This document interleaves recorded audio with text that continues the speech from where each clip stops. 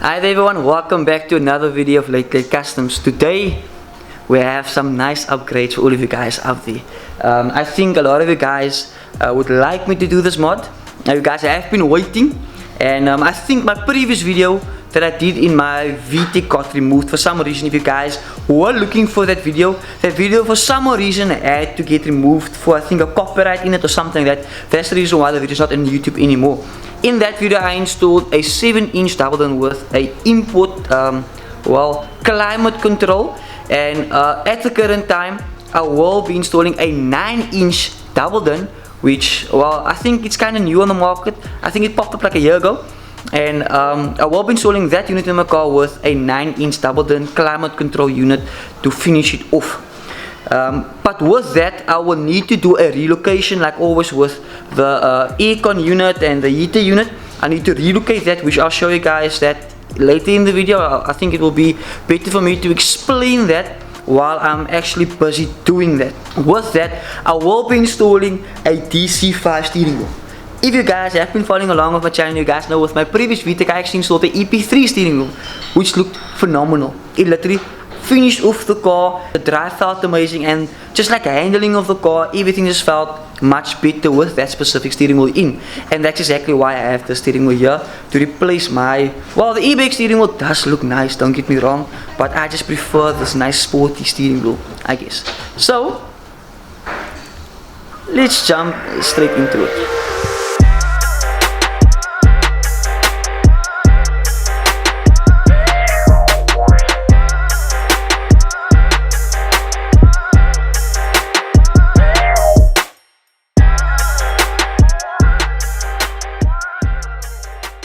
So I would just like to show you guys this on the table right here. This radio unit as well as this climate control unit, you can buy it by Advanced Auto Parts. I'll pop it on the screen so you guys know where to get this specific radio unit from.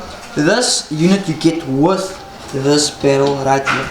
The steering wheel on the other hand I bought from a friend that was stripping his DC5. I missed the chance for a DC5 Type R steering wheel.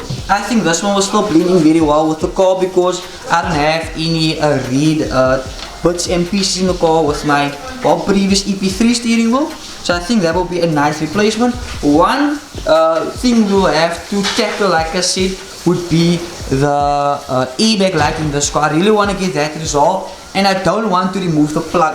I literally want to have the full functionality of the steering wheel because anything could happen. I want to make use of the airbag and stuff like that in case anything had to happen in the future. I mean, like, one's life is more important in the car, and some people wouldn't agree with that. A lot of people just pull out the airbag plug from the clutch, which get the light removed. I unfortunately don't want to do that, nor do I want to remove the bulb.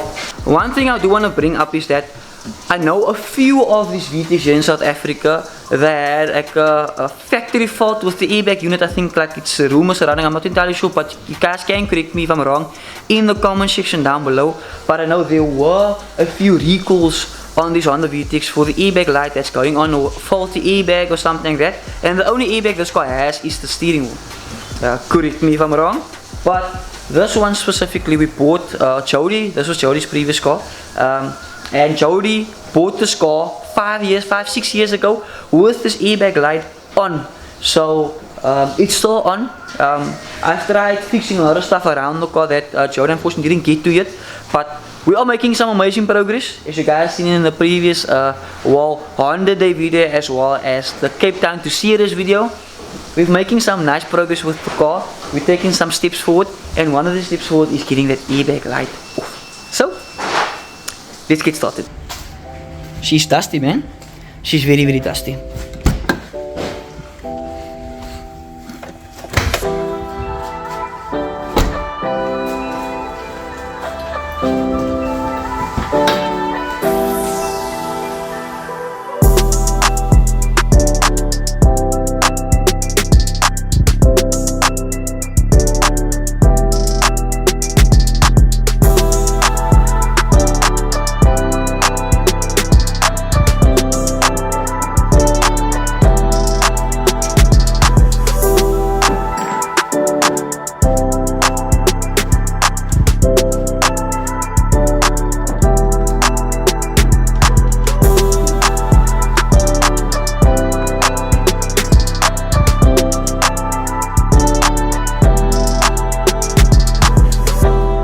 I would just like to give you guys the before of how it currently looks. As you guys can see, that's how the cockpit view looks like. It's decent. I have a Pioneer Bluetooth radio which I will be keeping. The steering wheel unfortunately is already sold, but I sold my previous VTEC steering wheel to Gary. So we will be doing a trade. I'll be taking his steering wheel and he will be paying me a difference. Because this one is a little bit neater. And I still have the original steering wheel of the car. But this is currently how it looks like. This is a before. And the stripping process, I'm entirely sure you guys are probably very familiar with the stripping process. You need to get the battery disconnected because you will be working with some live wiring, especially the e-bag. What I will be doing, I will be starting off with the steering wheel first, and from there I'll move over to the radio. The steering wheel on the other hand has one screw this side, one screw that side. It has a clip, you can see this cover with a clip this side, as well as on the other side you get both removed. Loosen both screws with I think a spline. I'm not entirely sure what size spline that is. Get the e-bag unit removed, disconnect it. There's a nut keeping the steering wheel on. Disconnect that, get the steering wheel removed, make sure the steering wheel is nice and straight. Get that removed and just repeat the reverse to get the other steering wheel fitted. Me on the other hand, unfortunately I will be doing some testing because I want to make sure that e-bag light is actually off. So yeah, I think it's a straight fit. I'm not entirely sure about the wiring and the e-bag unit, which I think would be a straight fit as well, but we'll get it checked out.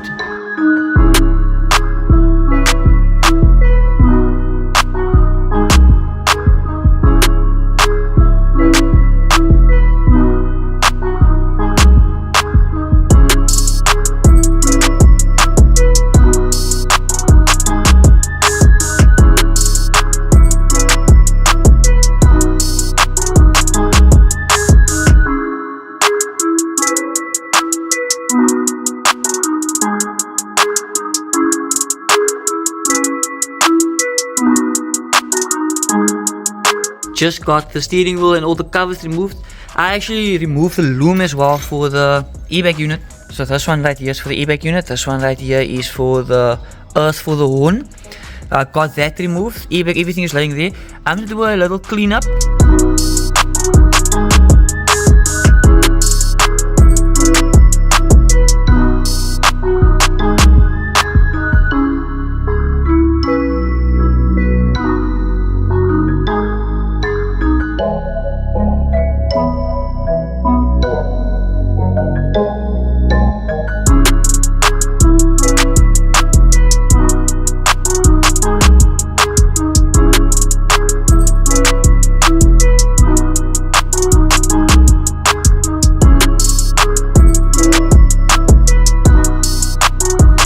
Just want to show you guys that we got the steering wheel installed and it looks amazing. I love this view. I really love it. For some reason, Shannon mentioned that this steering wheel makes the car look much smaller. I don't know. But as you can see, steering wheel's on, everything is sorted. I did although change the unit, so we had a spare unit, we had a steering wheel on. I connected everything, the horn works, so that's sorted. But the e-bag light is still on. I reset it. I went to watch a video on YouTube how to reset the system. E-bag light is still on, so in future I'll have to check out what's going on there. I'm still not gonna unplug the e-bag light. I just wanna leave it in there for the time being, so it can irritate me, so I can eventually get it sorted. Because if I'm gonna unplug it, it's gonna stay on. As you can see here, just check there. E-bag light stays on. So if any of you guys maybe know what could be the issue why the e-bag light is still on, let me know.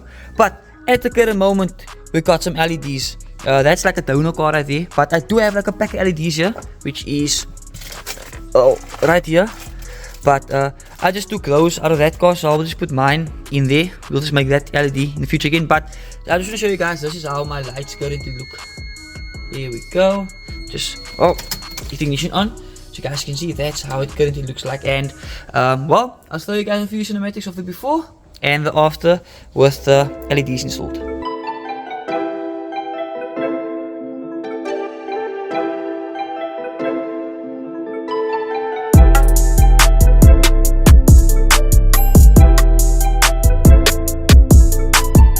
This is the next day. Ik heb een beetje van een verkouden gekregen watching the rugby, but we have to get this video done. So let me just show you guys the results, because I got the steering wheel in, And I did fit new LEDs in the car as well, so check out right here. This is currently how the car looks like with the steering wheel as well as with the LEDs right there. Really changed the car up so much. I'm very excited to get drive in the car, but before we get to that, we'll need to install the double din radio we have, the 9-inch double din radio. So the crack is off. I will need to wait for electricity for the bottom section to relocate the aircon or the blower unit at the bottom, but that won't stop us from installing the 9-inch double din radio in that section right here. So let's get that sorted. Alright, so we'll be doing a nice unboxing for everyone out there. Just get you guys nicely zoom in right there. There we go. So in the box right here we get a few different things. We get a wiring, which this is the reverse camera wiring. So you can see that. There we go, that's the reverse camera wiring. Here you guys get, I think this is like the GPS module, as well as some other connector pins for some RCA cable, some video output, and a few things like that. We have right here. To get these two brackets right here, you will need to mount onto the climate control unit to fit the double din in. And then here you have the radio wiring. So this is what I will be doing real quick off camera. I'm sure you guys are very familiar with some wiring. I'm not going to go too in detail with this. I'll just need to read the diagram, or the colors actually state it all. You guys can literally just pull up a radio wiring diagram, and it's also laid out what a specific wire is if you guys are not familiar with it. But we got this is what I will be rewiring or wiring in the car to get the unit to work. And best of all, here we have the double din radio. I'm going to leave the plastic on.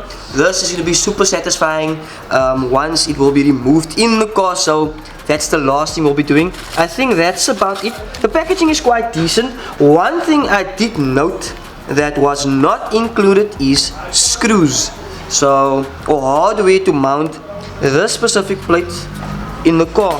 Or am I mistaken?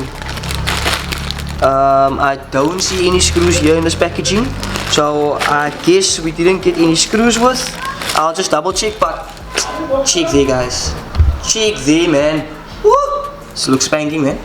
So let's get to installing this. Before that, I'm just going to install this wiring for the radio. I'm still checking out a location for the reverse camera right here. It's quite big. I don't want it to be seen, but I'll see what I can do. Maybe I can make it work. I would really like it to work, so it makes the driver comfortability it makes driving the car, reversing the car so much easier if you have like a visual view at the back of the car, especially if, like example, someone like Shannon drives, especially if she's not very familiar driving a sedan, and this would really help her out if she would know how close she is to the object behind her reversing the car. Kinda dope, but let's get to installing the double din.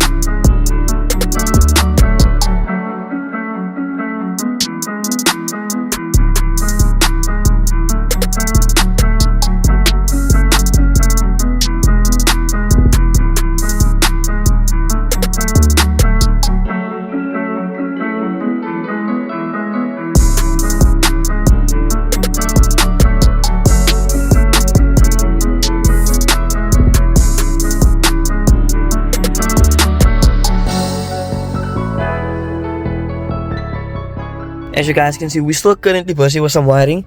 I didn't really show anything regarding the wiring, but if you guys were to connect up your radio, there are multiple videos on YouTube. This specific video is just me fitting the double din. I'm not going to go too in detail with wiring like I mentioned previously in the video. I did also check out some videos how to connect a reverse camera, which is kind of dope. I've never knew anything about the reverse camera, and I really would like to install this reverse camera, so let me just get out of the car real quick. The car's a bit too low. It makes me struggle to get out of the car, but comment down below. Like I'm very curious to know where I should fit the reverse camera. I can either fit it like around there, which is like, it looks kinda dumb, but I'm feeling the reverse camera potentially here in the center. So like, yes, it's not the best of looks, but it does give it a more modern look, which I really like. And I don't really want to screw anything into there, so I think what I will do, I will get something a little bit more lengthier, put it on here, double-sided tape this to the car right here, get it right angle, tighten up the screws, and we can have that view right there. It's I don't know, man. It looks kinda junky on an old Japanese car, I guess. But the functionality of it, like it could potentially save you a rear bumper or something that, you know. But I'm very keen on installing this. I think I might even install this in today's video. The only problem is time, because I still need to modify the bottom section for the blower unit control, the blower control unit. And I still want to install the reverse camera, and I still need to finish the wiring of the radio. It's a lot of stuff, but I'm very excited. I'm very keen to fit this on the car, and I think it will look dope, man. I really think it will look dope.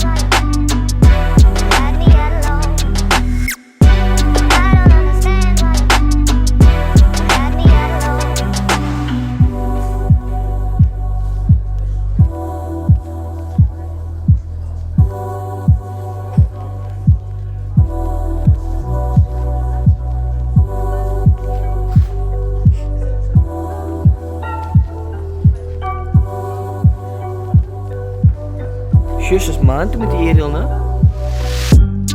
Sal kom maar weer?